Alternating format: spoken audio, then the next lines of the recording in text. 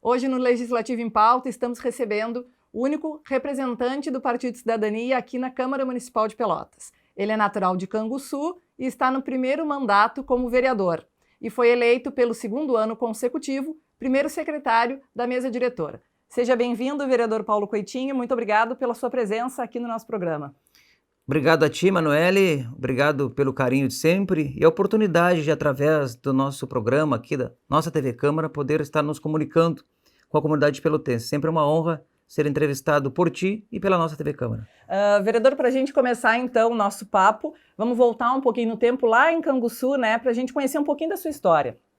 O vereador Paulo Coitinho, natural de Canguçu, né, nasci 1º de janeiro de 73, no interior, filho de agricultor, meu pai e minha mãe, carpinteiro, ferreiro. Então, tenho muito no meu DNA a formação, não é, do trabalhador, do homem do campo também. Com 18 anos eu servi o Exército Brasileiro, não é, e depois, com 21 anos, eu vim residir em Pelotas. Isso aí que eu ia já lhe perguntar. Em 1995, né, que o senhor veio para Pelotas, a política já teve influência nessa mudança? Em 95, quando cheguei em Pelotas, na verdade, até então não teve a influência de chegar até Pelotas. Eu vim residir em Pelotas em função de busca de trabalho, né? Do campo migrando para a cidade. Eu tinha, claro, lógico, na minha formação, no meu DNA, por parte do meu pai, sempre foi um ativista, um militante político, sempre trabalhamos muito nesse sentido na cidade de Canguçu. Cheguei em busca de desenvolver um pouco mais, né, a questão do estudo, buscar novas oportunidades, foi o que acabou acontecendo. Então, desde 95 eu estou em Pelotas, essa cidade que tão bem me acolheu, e hoje também me considero um pelotense, né? Filho também desta terra, porque minha família é constituída aqui, meus filhos nasceram aqui e tenho um carinho imenso pela nossa Pelotas. Vamos chegar na política então, né? A gente sabe, né, que o senhor está no seu primeiro mandato, mas a sua relação com o meio político ele já vem de muito tempo antes dessa eleição. Nos conta um pouquinho, vereador. Na verdade, a política, como eu falei recentemente, né, veio muito pelo meu pai, pelo DNA do meu pai. A minha primeira campanha política eu fiz quando eu tinha 8 anos de idade, lá em Canguçu, na minha velha Canguçu, numa eleição de prefeito. Naquela época poderia se fazer eleições com sublegendas, né? Lá a disputa sempre foi muito diferenciada de outras cidades. Canguçu tem na sua formação, na comunidade, esse debate a cada eleição, né, acirrada. Ainda até hoje é muito a questão do MDB com a antiga Arena, né? E meu pai sempre foi militante do MDB. Naquela época tinham 2 legendas que poderiam concorrer. Eu lembro-me muito bem, como fosse hoje, que quando eu conheci uma das candidaturas do MDB, que era amigo do meu pai, nosso querido saudoso Pedro Bemick, um grande amigo que eu sempre tive, muito me auxiliou na minha formação, eu me despertei muito para a política. Até então, após esse período, todas as eleições a nível de executivo, legislativo, eu sempre participei muito, né? Fui um ativista político. E isso carreguei a partir de 95, mais ainda quando cheguei em Pelotas, né? Quando eu busquei minhas primeiras oportunidades, enfim, quando me apresentei aqui para o partido, para o MDB na época, eu sempre fui um ativista, sempre busquei estar sempre atualizado, buscando conhecer um pouco mais da política de Pelotas, que é um pouco diferenciada da política de Canguçu. Como eu falei, lá os campos os campos políticos de atuação lá em Canguçu são muito bem definidos, né? Ou é MDB ou Arena, as tendências até hoje são essas, diferentemente um pouco de Pelotas, né? Que na sua formação política não tem apenas 2 partidos, 2 siglas. Aqui a política ela é mais aberta, assim, dando oportunidade para aquelas pessoas que realmente querem participar do mundo político, as oportunidades são mais variadas, né? O senhor foi assessor durante muitos anos e atuou também em algumas secretarias, né? Sim, eu na verdade comecei na política aqui em 2002, né, quando eu comecei inclusive como estagiário nesta casa. Depois eu fui presidente da juventude na época do PFL, fiz parte de assessoria desta casa, do então saudoso vereador Ademar Ornel, fui assessor parlamentar, fui coordenador de bancada, fui chefe de gabinete da presidência, exerci cargos no Poder Executivo, fui assessor especial de gabinete da Secretaria de Assistência Social, eu fui superintendente do desporto na Secretaria de Educação, né? ou seja, secretário adjunto, trabalhei na Assembleia Legislativa, trabalhei no Congresso Nacional, então a experiência política ela vem de longo tempo, né? Isso que hoje também ajuda muito na minha formação de poder avançar dentro dessa casa pelo conhecimento técnico e político, né? Nos trâmites que por hora a política nos exige para essa função. E em diversas áreas, né, que a gente, na sequência, já vai falar, inclusive, disso.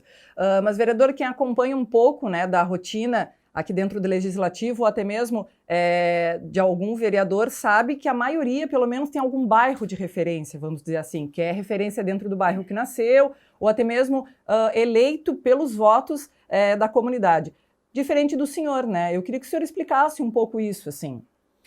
Na verdade, eu não sou o vereador Paulo Coitinho apenas de um bairro, seja do Navegantes, do Dunas, do BGV, do Pestano, enfim. Eu sou um vereador que fiz votos em 495 urnas, né? Foi uma eleição um pouco atípica, essa última, né, que a gente participou, porque foi durante uma pandemia, foi tudo muito diferente, né? Eu, inclusive, fiz muito. Relativamente para quem não é da colônia hoje de Pelotas, eu fiz 110 votos na colônia pelotense. Então, eu sou um vereador que trabalha em várias frentes, em vários momentos, atuando em vários segmentos da comunidade pelotense, e muito pelo trabalho social que eu já venho exercendo há muito tempo, um trabalho de muita entrega, pontualmente entregue, né? Foram 1, 2, 3 votos por urna em toda a comunidade pelotense. É uma eleição que ela, para quem é candidato, ela é um pouco mais cansativa, né? Porque tu tem que trabalhar, né, em toda a cidade, tu tem que ir em vários momentos, em vários locais e quase que ao mesmo tempo, porque o tempo da campanha é curto, né? São apenas de 45 dias, resumindo todos os trâmites legais que precisa se realizar e fazer para começar uma campanha é 30 dias intensos de muito trabalho. Mas graças a Deus aí a gente conseguiu chegar ao nosso objetivo, que era o assento, a cadeira aqui nesse Poder Legislativo, e que a gente continua trabalhando sempre, normalmente, como a gente já vinha fazendo durante a campanha, atendendo várias localidades, vários segmentos, e que isso nos dá a oportunidade de dialogar com toda a cidade. O senhor falou em cadeira, o senhor foi eleito em 2020, em 2021 começaram os trabalhos, já no primeiro ano o senhor foi eleito o primeiro vice-presidente, né, da mesa diretora, e agora o senhor está pelo segundo ano consecutivo como primeiro secretário da mesa diretora. Essa confiança, né, que os seus colegas, que os demais parlamentares depositam no senhor, o senhor acha que se deve a quê? Eu acredito que seja pela uma confiança de trabalho, né, de transparência. A gente eu tenho tentado ser o mais transparente possível com os colegas, não é? Cumprir com aquilo que a gente combina, né, em bastidores, não é? Exercendo a confiança ou a relação de confiança entre os pares. Inclusive, na última eleição, nós tivemos 16 votos, o primeiro vice também foi 16 votos. Eu acredito que um pouco da experiência que a gente traz da política, né, com seriedade, transparência, confiança mútua entre os pares, nos tornou, pela segunda vez, primeiro secretário da casa. Isso nos torna e nos dá cada vez mais um sentimento de trabalho que precisa se exercer sempre e confiança que a gente tem também com os colegas vereadores que depositam em mim, que a gente possa estar exercendo nesse momento essa relação mútua que tem sido até aqui e que, quem sabe, para 2024 não tem alguma novidade por aí. Dá para dizer que 2023 vai ser uma continuação do trabalho realizado em 2022? Com certeza, né? E acredito que melhor ainda. Um ano que a gente teve frente à primeira secretaria também já nos deu mais experiência, né? Mais maturação. Eu acredito que a gente está indo para um segundo ano na mesa como primeiro secretário, mais experiente, né? Confiança em relação aos pares. Isso nos torna, com certeza, uma relação, como eu falei, cada vez mais de fortalecimento entre os pares, né, de confiança, relação muito pelo diálogo. Eu sempre falo aqui na tribuna, o diálogo constrói pontes, né, e é assim que eu gosto de exercer meu mandato. Com os pares, com os poderes constituídos da cidade, seja com o executivo, seja com o judiciário, e com vários segmentos. Eu acho que a confiança entre a relação ela é importante e ela é válida cada vez mais, principalmente nos tempos atuais, enquanto a política está muito nas extremidades, né? E eu sou muito pelo diálogo, construindo essas pontes que são importantes aqui nesta casa.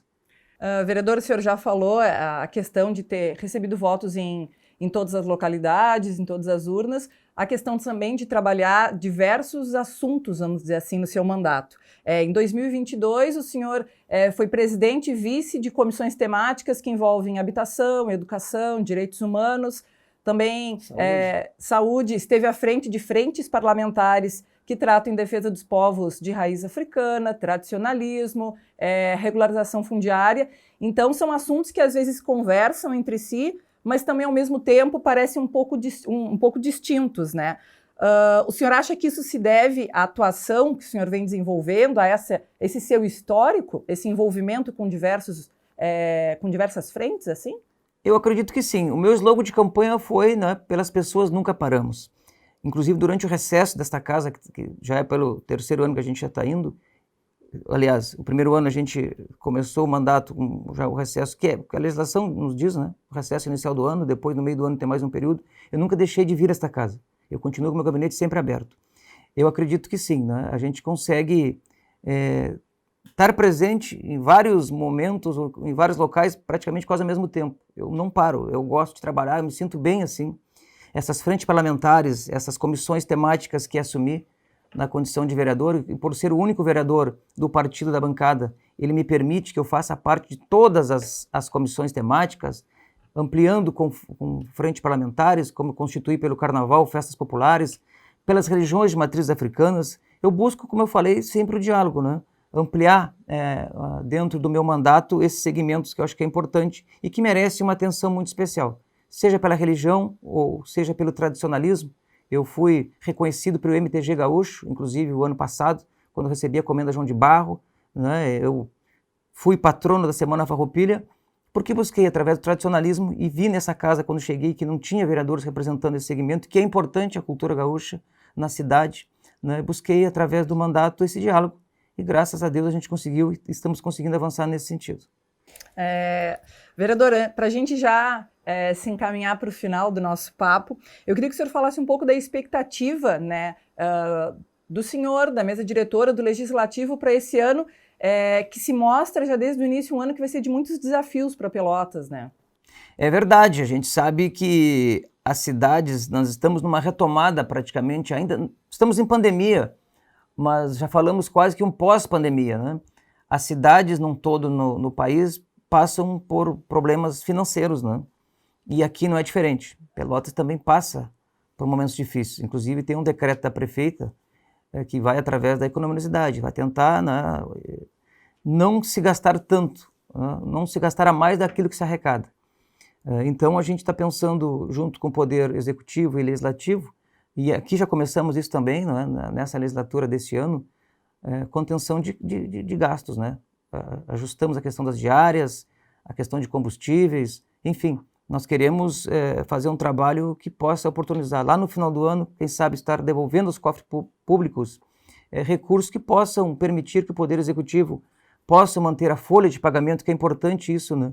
Que por algum momento teve ameaçada de parcelamento, manter a folha do funcionário público em dia, manter os compromissos dessa casa em dia, e ainda temos outro desafio. Nós temos um terreno que precisamos constituir uma nova casa para o Poder Legislativo. Nós estamos hoje pagando aqui de aluguel aproximadamente R$50 mil. Isso é uma sangria que já vem há muitos anos. Nós precisamos ter a nossa casa, o nosso espaço, para que a gente possa avançar, melhorar o ambiente de trabalho para os vereadores. Por exemplo, o meu gabinete hoje ele é muito ajustado, muito pequeno. Vários gabinetes aqui têm problema, né, de estrutura, mas a gente quer, como eu falei, construir esse momento e permitir que o Poder Executivo possa nos trazer mais um aporte, quem sabe, para que a gente possa, ainda até do final de 2024, estar entregando uma nova casa. É um grande desafio, é difícil, mas que a gente possa avançar nesse sentido. E como o senhor bem disse, ações que já começaram mesmo durante esse período de recesso parlamentar, onde a gente trabalha com um quórum reduzido, enfim, ações que já estão nos mostrando mais ou menos o caminho, né, que o Legislativo vai seguir, de certa forma, em harmonia com o Executivo, para o bem da população, né? É verdade, a gente tem mantido durante esse processo agora de recessão, da chegada do presidente César, e eu na função de primeiro secretário, nós tentamos estar dialogando permanentemente com o Poder Executivo, dizendo a eles, né, que a gente também está nessa luta de contenção de despesas, né, e a gente precisa muito disso, que os colegas vereadores e vereadoras entendam essa necessidade, né, que a gente precisa não gastar tanto e que a gente possa ter melhorias significativas para essa casa.